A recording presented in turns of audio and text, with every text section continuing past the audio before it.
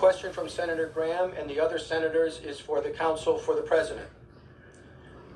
Assuming for argument's sake that Bolton were to testify in the light most favorable to the allegations contained in the articles of impeachment, isn't it true that the allegations still would not rise to the level of an impeachable offense, and that, therefore, for this and other reasons, his testimony would add nothing to this case?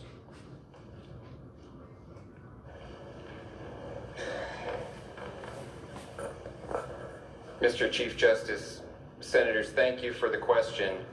Well, let me start by just making very clear that there was no quid pro quo. There was no, and there is no evidence to show that, there was not that sort of linkage that the House managers have suggested.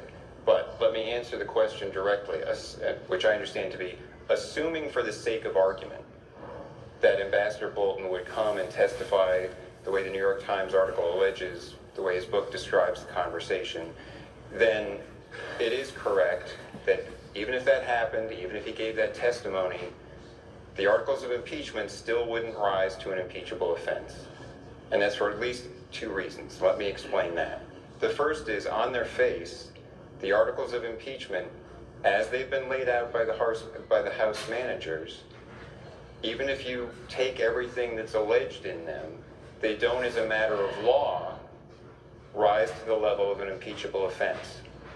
Because even the House managers haven't characterized them as involving a crime. So that's one level of the answer, that an impeachable offense would require a crime. Even going beyond that to a second level, the theory of abuse of power that they've alleged, put aside whether or not it's a crime, the theory of abuse of power that they have asserted is not something that conforms with the constitutional standard of high crimes and misdemeanors. It depends entirely on subjective intent, and it is subjective intent alone. And as Professor Dershowitz explained, and as I've explained, and I don't mean in the more radical portion of his explanation of his theory, I mean just in terms of what is high crimes and misdemeanors.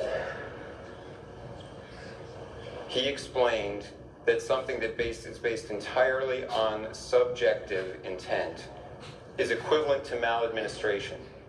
It's equivalent to exactly the standard that the framers rejected, because it's completely malleable. It doesn't define any real standard for an offense.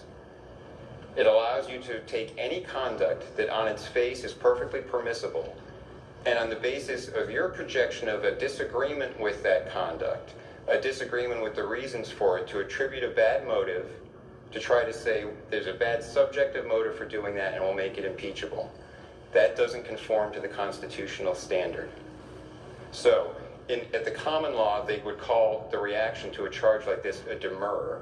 You demur and simply say, even if everything you say is true, that's not an impeachable offense under the law.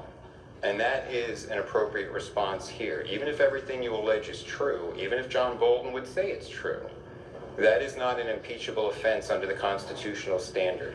Because the way you've tried to define the constitutional standard, this theory of abuse of power, is far too malleable.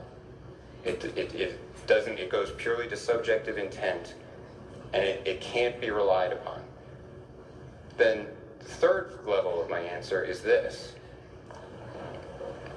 We've demonstrated that there is a legitimate public policy interest in both of the matters that were raised on that telephone call, the 2016 election interference and the Biden-Burisma affair. Because there is a legitimate public policy interest in both of those issues, even if it were true that there was some connection, even if it were true that the president had suggested or thought that, well, maybe I should hold up this aid until they do something, that's perfectly permissible where there is that legitimate public policy interest.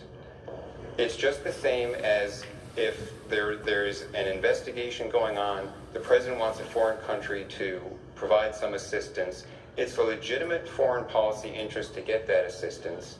It's legitimate to use the levers of foreign policy to secure that assistance. So because there is a legitimate public policy interest in both of those issues, and I think we've demonstrated that clearly, it would be permissible for there to be that linkage. But again, I'll close with where I began, which is There was no such linkage here. I just want to make that clear.